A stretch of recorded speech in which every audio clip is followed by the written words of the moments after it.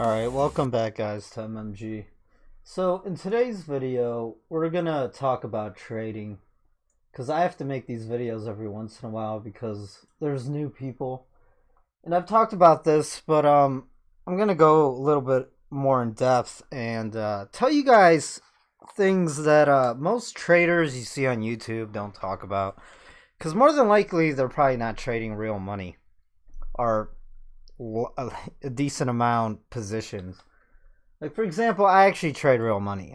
My positions, they're from $10,000 to $20,000 when I trade. Not all the time. Most of the time they're not, but they, as of recent, they have been.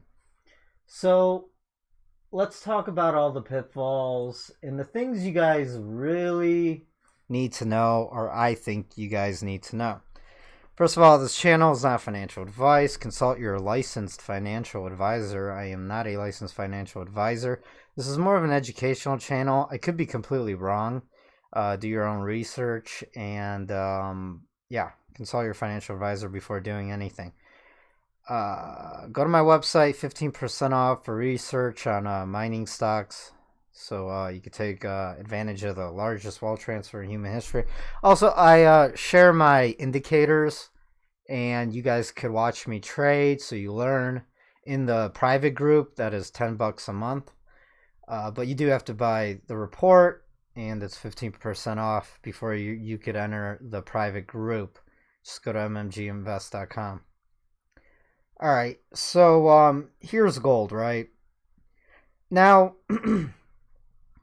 this is my own opinions and strategy and what I've picked up over the past like 10 years. All right. What I've noticed is most people who invest or trade and or do both, right? I do both. Most of them only do TA or only do fundamentals, or they're very heavily weighted to the one side, right? Either they're absolute experts in TA or they are absolute experts in fundamentals. And I like to do both. And I think that's what gives me, personally, a winning edge. And not just that, I pay attention, and I've been paying attention for so long that experience, you pick up patterns, right? And I mean, when you've been watching markets for about 10 years, and I watched markets for years prior to even making trades. Maybe in high school I bought stocks, right? But I didn't start trading until 2008. That's when I started making my first trades. And when I first started off, first I started off just investing, like based on fundamentals and guessing, right?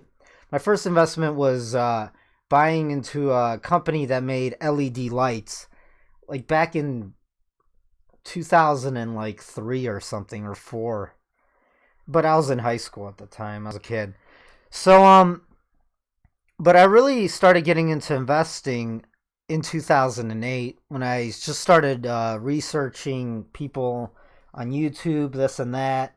One of the first people I found was Peter Schiff. So so where am I going with this? When I first started off trading, it was on a phone with a free app and this was back in like 2007 and 8, somewhere back then. And the apps just came out, right? So you didn't even have charts. It was just numbers and tickers of stocks. And I would just play around with this for a very long time. I think I did it for like 6 months or something. And then I, started self-educating myself while I was in college, this and that. And then eventually I opened up a brokerage account.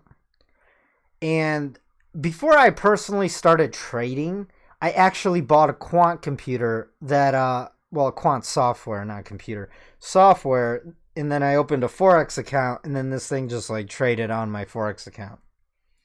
And I never made a personal trade. It was just a program.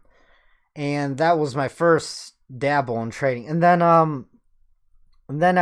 in the meantime, I was practicing on a TD Ameritrade Thinkorswim platform with paper trading, meaning it's fake money. And then I would see how I would do. Just, it was practicing. It's kind of like playing a video game. And then eventually I started making real trades over time. Long, like years. And, but most of the time I was long-term hold investing, right? So, and there's been investments throughout the years that I've just done horribly for me, like especially in the beginning when wasn't really sure what I was doing. I mean, I bought Facebook, but I never thought it would get this big, the stock and the market cap of it, because fundamentally I'm like, how are they going to make money? Well, I guess they did. Anyways, what I'm trying to say is I paid my dues, and when I started trading ETFs, this and that. In the beginning, when I first started off, I did really great. And then, I didn't know when to take profits. I went through the ringers, right? There's a learning curve with trading, and you have to pay your dues, meaning you have to lose money. And you have to fall through the pitfalls of, your emotions, how to play stops, how to do TA properly. And that takes years. I mean, no one's going to tell you, a lot of the so-called professional traders on YouTube, they don't tell you that you, even with a winning strategy, even with all of the knowledge of patterns, this and that, and indicators, I mean, in the end, it just comes down to experience. And that's what I believe. And it's a mixture of experience plus everything else. Okay? And even if you have experience, I see a lot of experienced traders with like decades under their belt, but they don't pay attention to the market. So a lot of TA guys think everything is in the charts. Everything's priced into the chart. The price will tell you what's really happening. You don't even have to listen to the news. You don't even have to know what's going on economically. You don't have to pay attention to the economic numbers. You don't have to pay attention to politics. You don't have to pay attention to geo macro cycles changing around the world, this and that. And I think that's bullshit. I pay attention to everything. Now, there is over-analysis paralysis, meaning if you're taking in too much information, then it actually does the opposite effect. And it's like your mind gets scrambled and you don't know what's going on. Well, that doesn't happen to me because I've been doing it for so long, and I don't know. I can't explain it, guys. I've been paying attention for so long that I don't get over-analysis paralysis. I think over-analysis paralysis can happen, though, to people who keep watching other people's ideas and trades, and then they keep using endless indicators, and then they keep trying endless strategies and types of trading. There's always Elliott wave theory guys, and this, and there's so many strategies and all kinds of trading out there, types of TA analysis, that if you're using all of them, in the end you're gonna just second guess everything, and you're not gonna know what's going on. My personal strategy is to keep things as simple as humanly possible, because the more complicated a trade is, or the more complicated your strategy and your TA analysis is, the more likelihood you're going to make mistakes and you're going to second guess everything.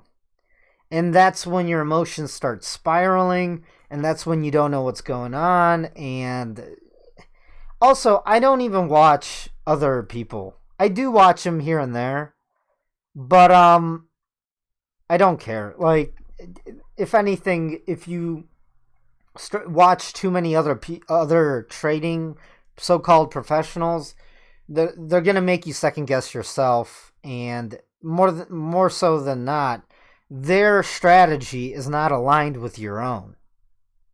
All right.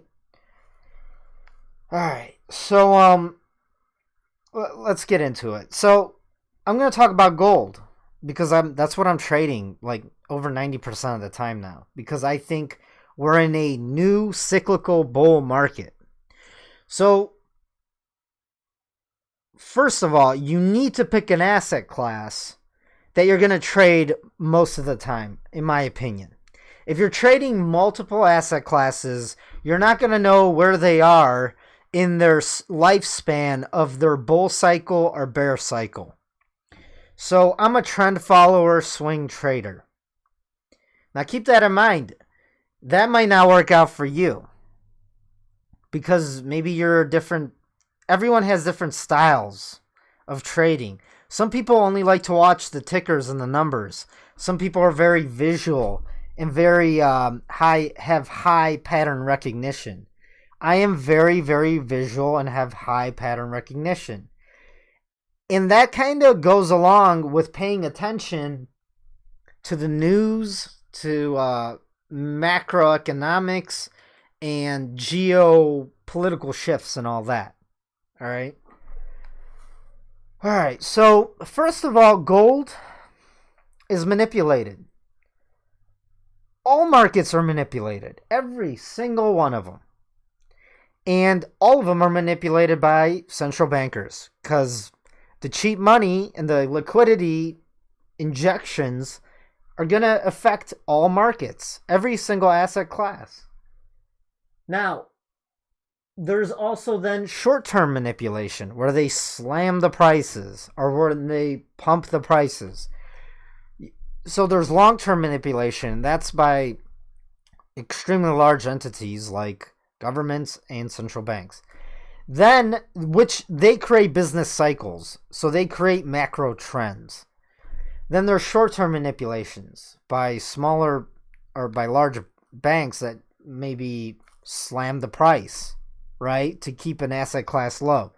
For example, like gold and silver, because it benefits them and benefits the larger entities, even governments, so they can buy up the asset, the metals, cheap, because there might be a monetary reset in the near future, right? But you have to understand, short-term manipulation is exactly that.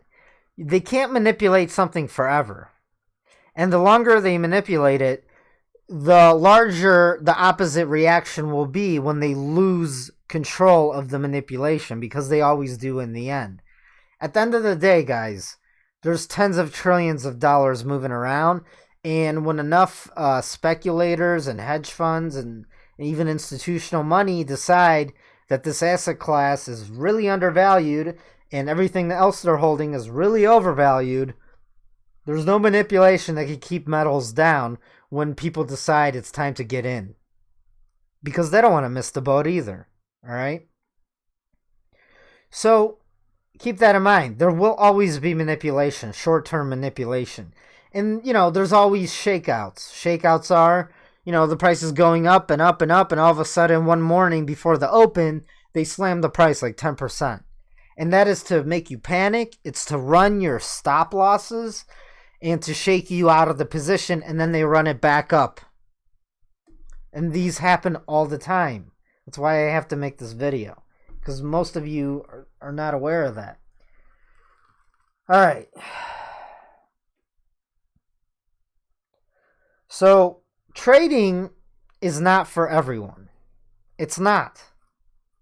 It might not be for you. If you're, some people just can't handle their emotions when it comes to money, and they never will. So you have to decide if you're that person. All right.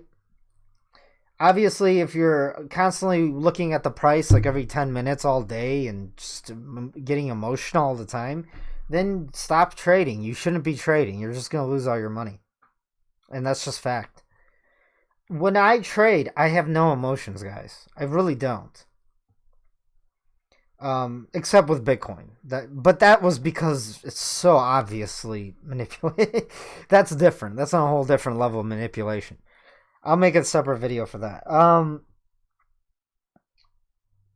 So trading is never for you when you're starting out. When you are starting out, you're gonna have to pay your dues. Meaning you're gonna have to go through phases to become an experienced trader.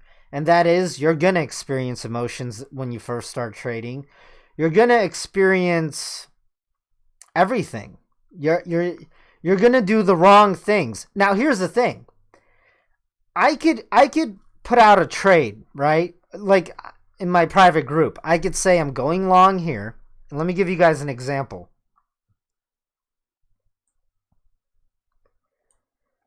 So I'm a swing trader, right? And I went long here, and I did. When I these circles, these orange circles, are when I bought long. This green circle is when I took profits, and I did. If you paid attention, and you've been following me. All of my calls are in the chat groups. They're still up. I don't delete them. So I could go back and show you guys my trading history. I don't have time for that. All I know is my entire account on my brokerage, right? And my brokerage account is just growing over time. And that's all I need to know, that I'm doing great, right? So my track record, basically, that's what I'm talking about. So I went long here, right? Now, let's say a noob to trading goes long with me.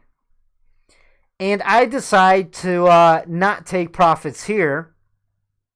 Although I did. I remember I did. But let's say I don't. And I could handle the drawdown. So this dip, right? I could handle it. Because of many reasons. Fundamental, to macro cycles, to my TA analysis. Either way, I am expecting a pullback. I'm never sure of how big the pullback will be, but I'm expecting one. But I'm deciding not to take profits, and I'm just going to decide to I'll double down on the trade. Well, a noob, right? This is what usually happens. I buy down here. The noob is scared to buy. But the noob buys up here. So you guys can see that on my screen. See my cursor? So I buy down here. I buy the dip. The noob buys up here because they're always scared to buy the dip. They're always late for some reason, psychologically. But let's say they buy the dip because they know that I bought the dip. And then they enjoy the ride up. And then I say, all right, I'm expecting a pullback, but I'm not taking profits. Or, okay, that's what I said. And then the noob decides to do the same thing as I do. The difference is when the price drops all the way down here, the noob's going to panic and sell right here. And then the price reverses and pumps like crazy for like 2 weeks or something. And then the noob finally buys back up here. So, see my cursor? Let's say the noob buys back up here. I am in profit from all the way back here and from here. And I've decided to not take profits yet. But the noob buys up here, right? And then the price continues to rise. Now I decide to take profits up here, and the noob does as well. And then I buy the dip over here. So let me zoom in. I'm just giving you guys an example of pretty much what happened in the private group. And then I buy the dip right here. So does the noob buy the dip with me. And then the price rallies, right? And I'm expecting the price to continue to rally. But guess what? They smashed the price on like a Monday morning before the open. And they always do that. It's like clockwork. They always do that. And then the new panic sells down here. So, but I didn't panic sell. I'm holding.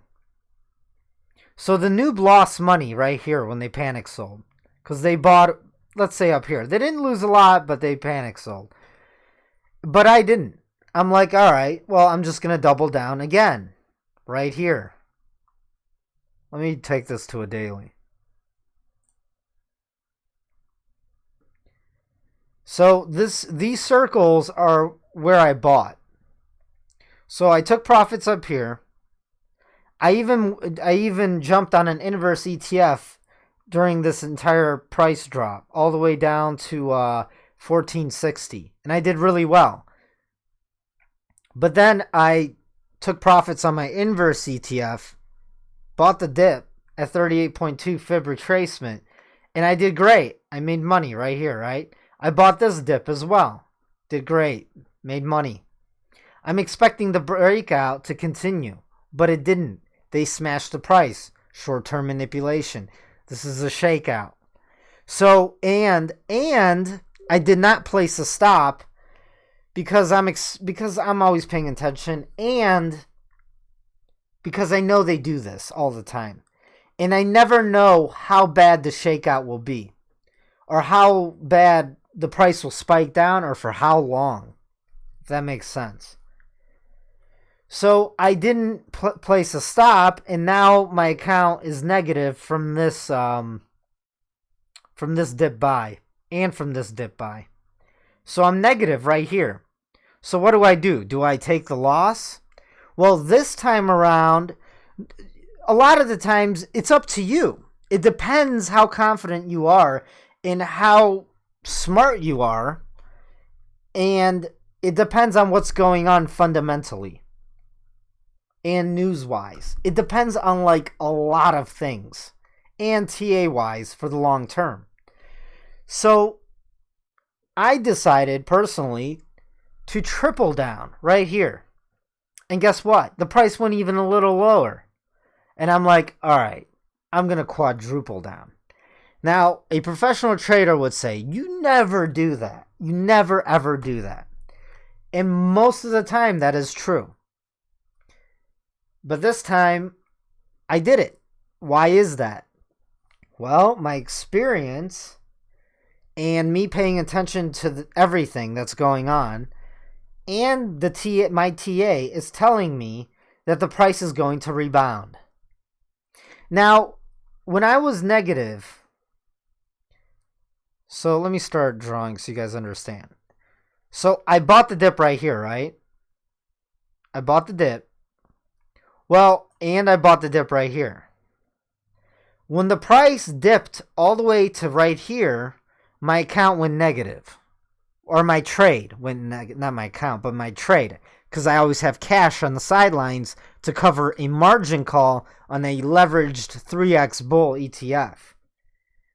And only experienced traders with like 7 years or something should be trading leveraged 3x bull ETFs and inverse short 3x ETFs. If you're not that experienced, but you have a few years, you should trade non-leveraged ETFs. All right.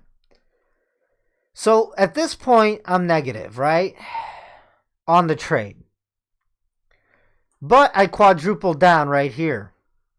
And this little price rise, this bounce right here, put me not even at break even. It put me in the positive slightly.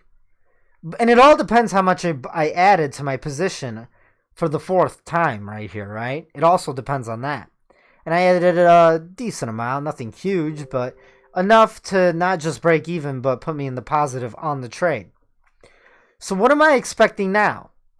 It could go either way. We could dip a little bit, and I'm not going to panic sell.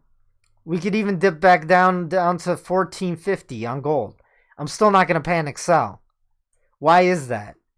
Because the larger time frames and the fundamentals and what's going on right now and my experience is telling me this is going to break out.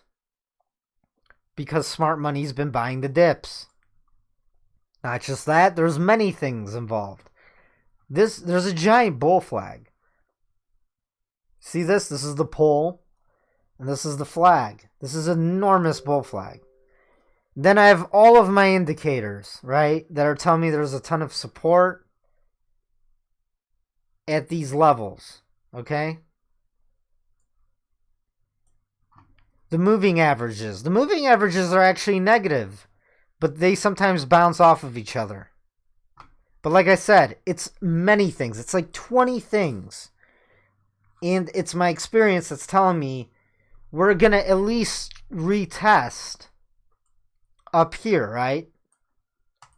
And this is the subjective part of trading. This is when your experience and a lot of things like paying attention and being plugged into the matrix makes you decide on what to do. Then there's strategy. What's strategy?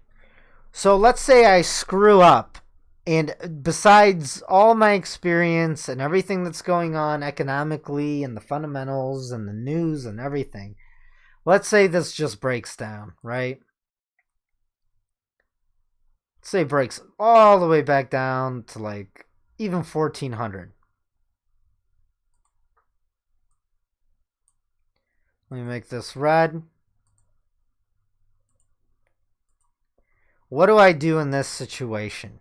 Because you always need plan B. You need, because at this point, if this happens, my trade starts losing me a lot of money.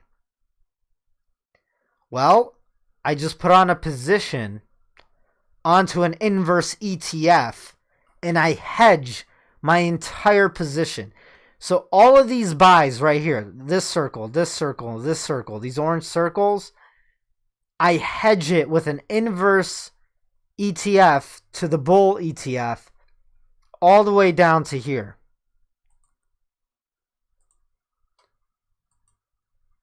To the 200-day moving average, right?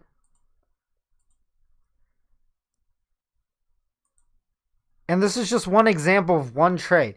Here's the 200-day moving average. Let's say it revisits it right here. At this point, my trade would be losing a substantial amount of money.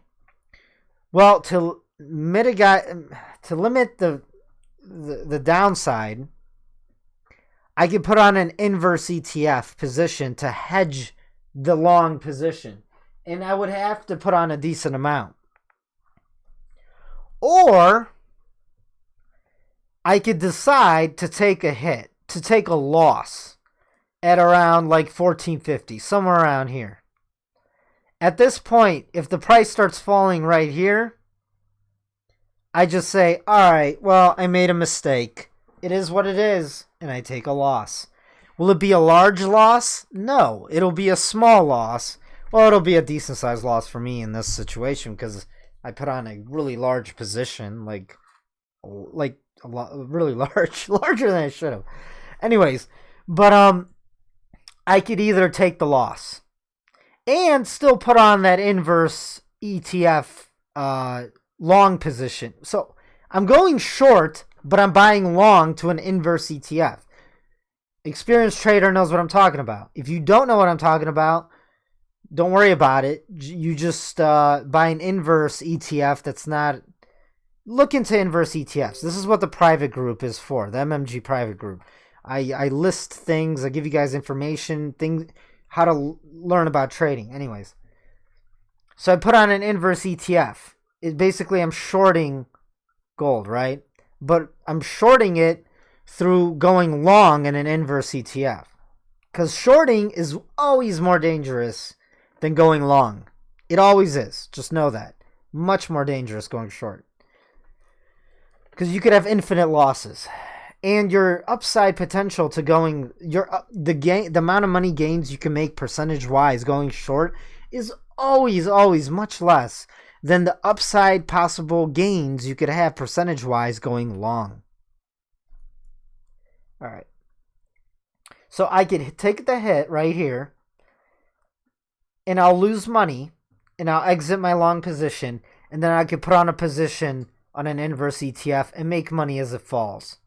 And then I cover my position on the inverse ETF short, right? And then I go long again in a really big way here and hope I can catch the rebound. So that's my plan B, right? Now, before every trade, you need a plan. So before I started buying here, I already had a plan. I had a plan of doubling down and tripling down because I didn't think it was going to fall much further. Now, let me erase all this. So when I bought here, I bought the dip here, I thought this was it. Of course, I didn't anticipate them smashing the market Monday morning before the open, and I did not think this was going to happen. But did I panic? No, because I knew they were slamming the price and they were manipulating it. So let me go to a 1 hour chart and show you guys how it happened. So right here, see this?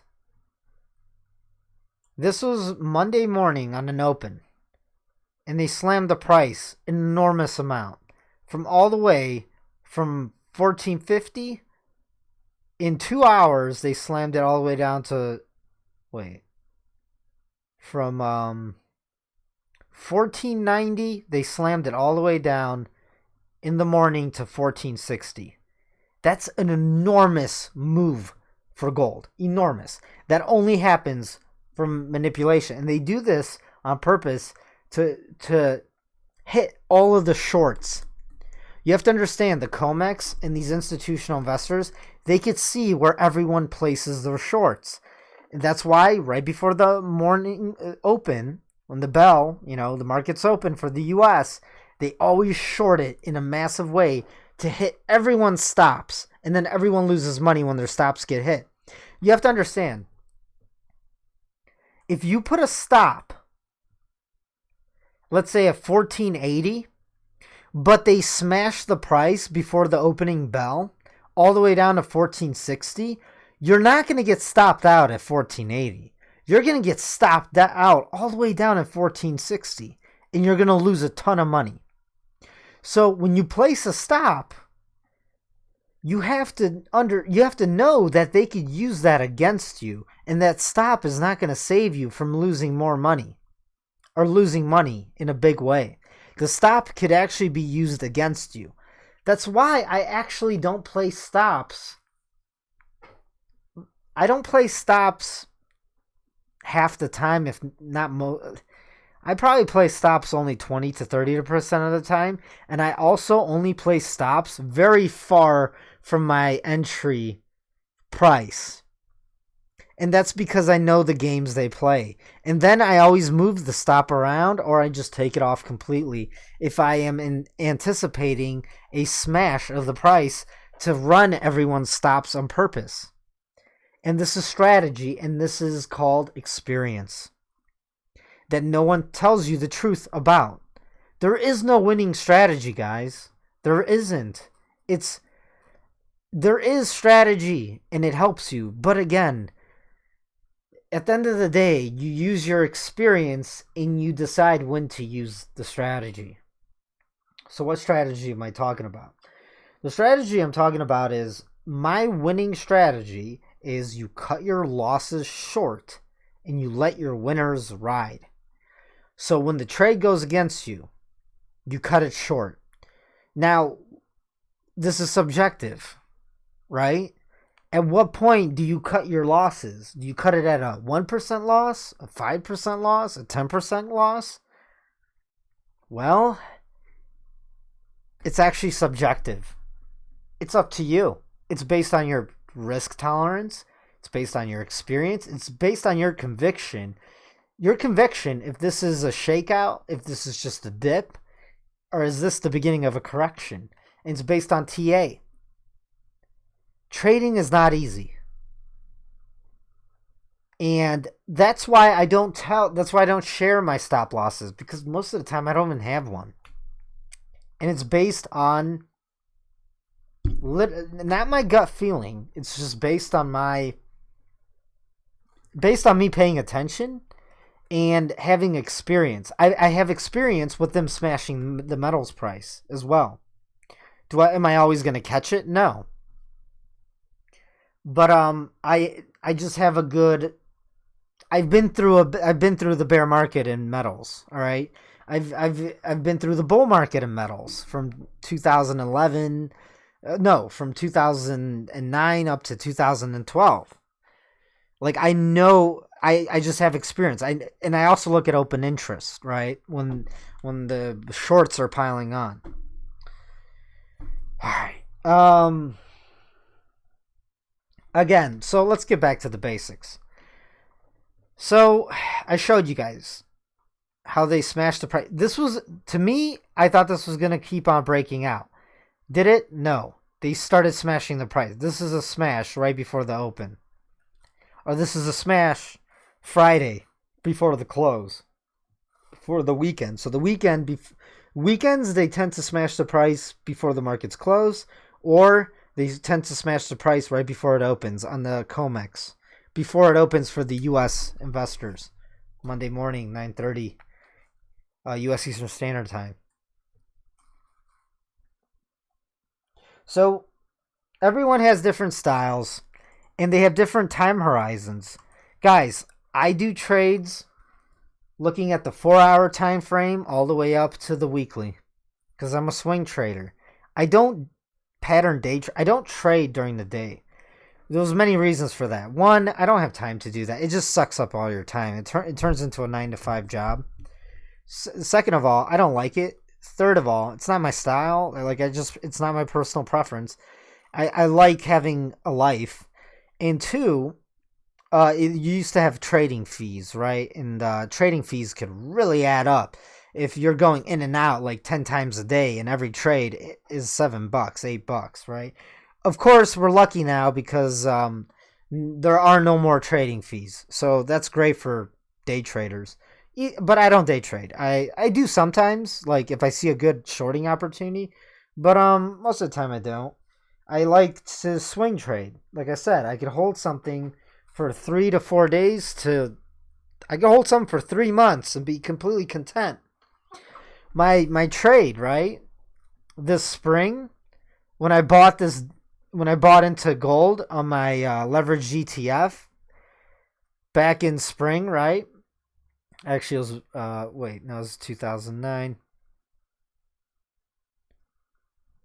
Well, I bought I traded all of these swings. But I could hold for weeks and months, and those are the best. Those are the best for people who have 9 to 5 jobs as well. The problem with that is, if you have to understand. So when the price is rising, it takes the steps up, right? It takes the steps up. But when it's time to sell, it takes the elevator down. So the problem is, if you have like a 9 to 5 job,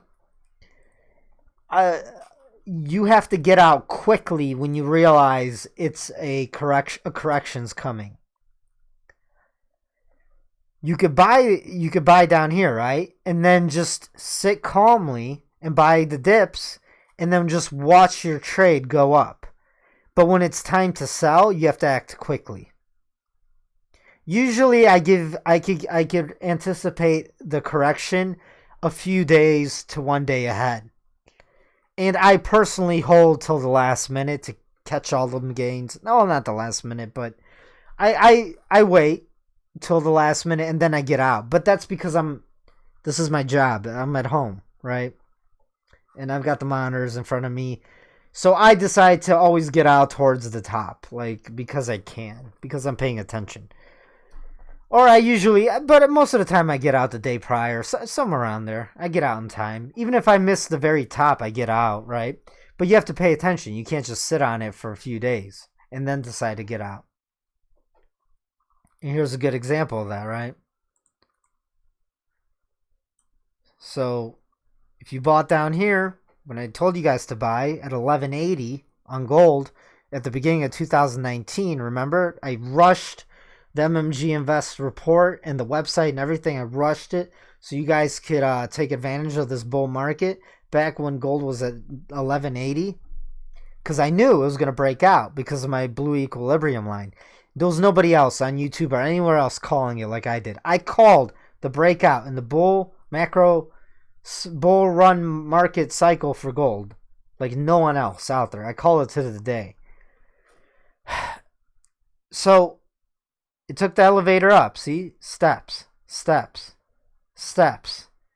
And then here, we took profits. But you had literally 2 days to get out. And then it just dumped like 20%. Alright? Alright, what else? So my style, I talked about it, right? I am a swing trader. I pay attention to fundamentals. I pay attention to the news. And I pay attention to the entire global macro, everything that's going on.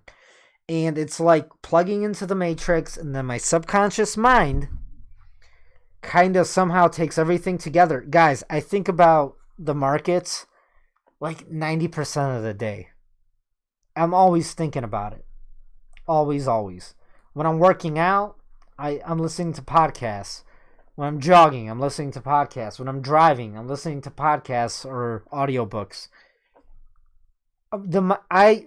There's probably a solid 6 to 8 hours that I take in information almost, I'd say 5 days a week. I do take breaks. You can't do it nonstop. You'll fry your brain. All right? And I've conditioned my brain to be able to handle that amount of information stimulus. I'm not bragging. I'm just telling you guys what I do. So there is no strategy or indicator that's going to guarantee you to be a profitable trader. And that's the truth. All right? Anyone, when they say I have a winning strategy, a winning indicator, I have a winning this or that, it's a bullshit lie. Are there strategies and indicators that help you out a lot and have a higher than 60% or even 70% ratio, winning ratio, or track record if you back test it? Absolutely. My indicators, they're really good. All right, you get that in the private membership if you decide to join. What else? So I want to simplify my strategy, right? I don't like doing options because not only do you have to get the timing right, you have to get it right into the future, and that is really hard. And then with options, there's always decay, and it just makes it more complicated. Although sometimes it's smart to put on a small position into options, kind of like, like throw a couple $100 and then just anticipate the rise in the next 6 months or something. But that's for more advanced people and they know what I'm talking about. But you would never risk a lot of money on an option, in my opinion. All right? For options trading. You could have... So my track record is, I would say about 6 to 7 of my trades out of 10 are winning trades. And then 3 to 4 of them are losing. And that's very, very good. You're in the top percentile of like Wall Street. But you could literally have 7 losing trades and only 3 winning trades, and you could still make a huge profit. And how's that humanly possible? Well, you could have 7 losing trades, but you cut your losses very quickly. So you had 7 losing trades in a row, let's say, but you only lost a very small amount of money because you cut your losses very quickly. But you had 3 winning trades and you let them run and run and run. Because a lot of times, this is what happens. Even professional traders, this is what they do. So let's say they bought down here, right? And they took profits right here. But then they didn't buy the dip. And then it just ran even higher. And then they did buy up here, but then it pulled back. So they made money here. They lost all the profits here. And then they bought in at a higher price, and then they lost the profits that they made back here. So this is becoming too colorful, and it's hard to see. Hold on. the hell? All right. So let's say they had a profit of, or they had a gain of 16% on the initial rise right here. But if they just held on and they let their winning trade run, they could have actually had a profit of 34% or 35%. Now, of course, if you use leverage or 3x bull ETFs, this is magnified to hundreds of percent, right? Or maybe they were actually good enough, like myself, to take profits here and then buy the dip and then take even more, right? So using leverage.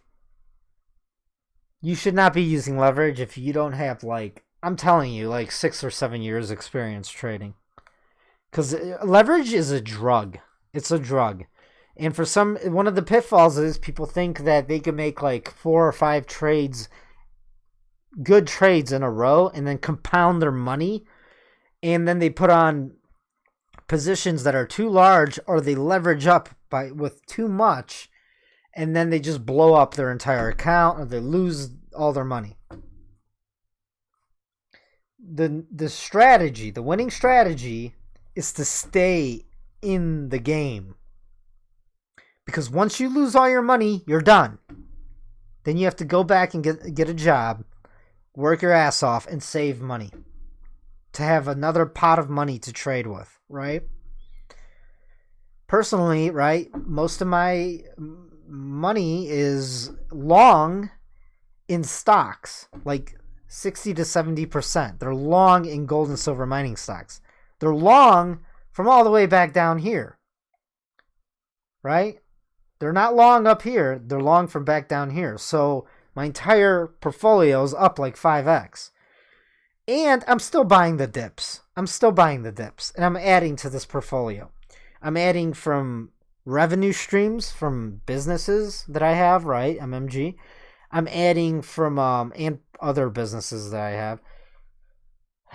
And I'm adding from my trading, from the wins, from my trading wins, right? My profits from trading. But my trading size is never more than like 10 to 5%. If it's 10%, I'm really confident. Most of the time, it's 3 to 5%. So if I have $100,000, I'm only trading $5,000 at any given time. I'm usually trading minimum $5,000. All right. But, you know, if I'm very confident, I'll bump it to 10. If I feel like I want to really risk, I go higher. But you should never do that. That means that because you could lose a lot. But I always have cash, dry powder on the sidelines for 2 reasons. Take advantage of opportunities, or to save your ass if you really screwed up with a really large position size with your trade, right? So let's say right now I have a $15,000 position long in gold, which I actually do. All right, if it's actually a little larger. That means I still have an extra 10 grand or 20 grand in cash to save my ass and meet the margin requirement if the trade goes in the opposite direction of where I planned it to go. Or I could use that cash to hedge that entire position long with an inverse ETF short, right? That's why you always keep cash on the sideline. Now, here's the thing. The richer you become and the larger your position sizes become and the bigger your portfolio becomes and the more money you have in your brokerage account, the more risky it becomes to trade. Why is that? Well, if your trade goes negative and it goes negative and you start losing money, well, if you don't have a job or a revenue stream or money saved up or a large enough cash balance to meet the losses on that trade. Because if you end up trading like $20,000, $50,000 or $100,000 at any given moment, well, one, that means you're a millionaire. Two, that means you have another like couple 100,000 or something just sitting there to cover your ass, or to double down, triple down when the time is appropriate, or to hedge. All right. And the bigger your portfolio becomes, you need to rebalance it. But you don't want to do it all the time either because of tax consequences, right? If you want to hold long as humanly possible, because as soon as you sell a long position into the future, you don't want to get hit with capital gains tax. So go to Investopedia and look in capital gains tax laws or regulations for your region, and then look into how long you have to hold a stock to not get hit with a capital gains tax, right? Of course, you should never go all in or all out. If you go all in or all out, you're going to have a bad time trading. That's when you get emotional. That's when you get huge losses, and you can't meet a margin call or requirement. Obviously, if you're going all in or all out, you're not a professional trader, and you don't have enough experience, and you shouldn't be trading leveraged ETFs and getting margin calls. Okay, rules. You should technically always have a stop in place, especially if you want to take if you want that strategy of cut your losses short and let your winners ride. The problem is when there's manipulation, that strategy could actually work against you. So at the end of the day, you need to decide when you want to do that. Technically, if I would have stuck to my cut your losses short strategy, and when this happened right here, see this candle right here? When they smashed it, and that was manipulation, believe me. So I bought here, right? I bought here again. When this happened right here, the problem is, like I told you, if I did have a stop in place, the problem is that the stop loss would have been triggered down here, not up here. So technically, my stop loss to stop me out so I don't have a large loss would have worked against me and would have given me a large loss, because these assholes always smash the price before the opening bell, and then my stop wouldn't have been filled where I placed the stop. It would have been filled much, much lower down, meaning I would have lost way more than what my stop loss was intended to do. Do you understand? So trading's not easy, all right? And that's what nobody tells you guys, but I'm here to tell you guys the truth. Emotions. So again, emotions. You have to have a healthy lifestyle to be able to be a successful trader. You got to work out. You have to eat healthy. You have to have a partner in life who doesn't cause you stress. Get rid of them if they do, if they're toxic. Get rid of family members and friends who are toxic. That's just life. That's life advice. That is serious advice. You have to be smart. You have to be smart, and you have to be very knowledgeable to be a successful trader. You have to be aware of the macro trend. You have to know where you are in the cycle of the bull market or bear market. Here's gold. You have to know where the hell you are right now. Are you at the beginning stages of another bull market, or are we at the point of a giant bear bull trap in a bear market? This is either a bull trap, a giant bull trap in a bear market that's continuing in gold and silver, or This is the beginning stage of a giant bull market run. All right. And stand by. I'm going to make a video on Bitcoin because I think I know where it's at. For you crypto people. My next video that I'm going to upload. Also, I'm going to upload another video. Well, I remember that 3-hour long video I made.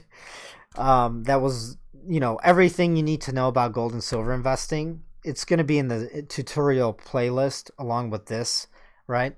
Well, I chopped it up, and I chopped up the section that's about portfolio allocation and strategy. So you guys don't have to try to find it on the 3.5 hour long video. So I'm going to upload that in the next day as well. All right, guys. So I think that's pretty much all I have for now. I don't want to make this a very long video and confuse you guys. So these are things that you guys need to know and be aware of. And you also have to know when I'm talking about TA on my YouTube channel, you have to know my time horizons. That's why it's very, very crucial and important that you know the x-axis and the y-axis, right? So when I'm talking about the daily chart, I'm talking about the daily chart. That's my daily expectations. When I'm talking about the 4-hour chart, when I'm on the 4-hour chart and I'm talking about the TA, I'm talking about the 4-hourly expectations. So I'm bullish on the weekly chart, but I'm bearish on the daily or the 4-hour chart. What does that mean? What does that mean for you? What is your strategy? What is your style of trading? Are you a day trader? Are you is your attention span short? Or are you in it for the long run? If you're investing in gold and silver stocks, I'm telling you right now, you are in it for the next 3 to 5 to 10 years. You're not in it for the next 2 weeks or the next 6 months. If you're trading, when I am trading gold and silver stocks or ETFs, I'm trading them based on the daily time frame, meaning I hold these damn things for days and weeks, and then I change my position. This right here, right? This run up, it was a few months. This pullback was about a month. This run up was a few months. This pullback right here, 2 months. The next run up, I expect it to be for a few months again. Or maybe maybe it'll be shortened. I don't know. We'll see when we get there. I'm not a prophet. Again, I'm right about 6 out of 10 or 7 out of 10. There's no such thing that someone gets every trade right. That's impossible, guys. And if someone was able to do that, they would be a bajillionaire. So of course I'm not always right. But I'm not bad on the larger time frames from the daily and up. So you have to decide if you're going to get shaken out. You have to decide if trading's for you. You have to understand what type of trading style you have to do that will work with your lifestyle. If you have a 9-to-5 job, if you don't have a job, if you only have a part-time job, the different times of day that you're available. Also, how much money you have, right? How much risk tolerance you have. That's different for everyone. If you're a visual person or you're not a visual person, you're a data type of person. So a good analogy would be Star Trek. I am Captain Kirk. I take risks. I'm not like super smart. But then there's other types of people who are like Spock. Right? Spock is more analytical, looks at the data and looks at the nitty-gritty stuff. I am more of a macro guy. I like the visual stuff. I have more of an imagination, and I can think ahead of time and plan things, and it's different. You guys need to understand that. You need to know who you are. All right? And if you're just not a trader, fine. It's nothing wrong with that. You can still be an investor, right? Most Most people in the stock market are not traders, they're investors. Well, I think we're going into a huge bull market cycle. So what do? You don't have to be a trader to know when to buy the dips. They're pretty obvious when you look at the daily and weekly chart. And that's all you need to look at. So if you're not a trader, just pay attention to the larger time frames. Anywhere from the 12-hour time frame all the way to the monthly. And you will know. All right? And then there's dollar cost averaging in, right? All right, if this helps you guys out, please smash some likes. Leave anything in the comment section. And let me know what you guys want me to cover in the future. And please, please, please share my videos. It's the only way my channels are growing. For some reason, so a lot of you guys subscribe to my smaller YouTube channel that has about 1,000 people. But nobody apparently subscribed to my larger YouTube channel that has almost 7,000 subscribers. And I think the larger channel's definitely being tampered with, because at least one person would have subscribed there. If you subscribe to my larger YouTube channel with 7,000 people, can you leave a comment in the comment section that you did that? Because the subscribing list did not move up, not even one person. And I have a hard time believing that for my larger channel. So I'm definitely being tampered with. Because obviously I speak the truth, right, about the economy and everything. And it is what it is. It's the world we live in, right? Till next time.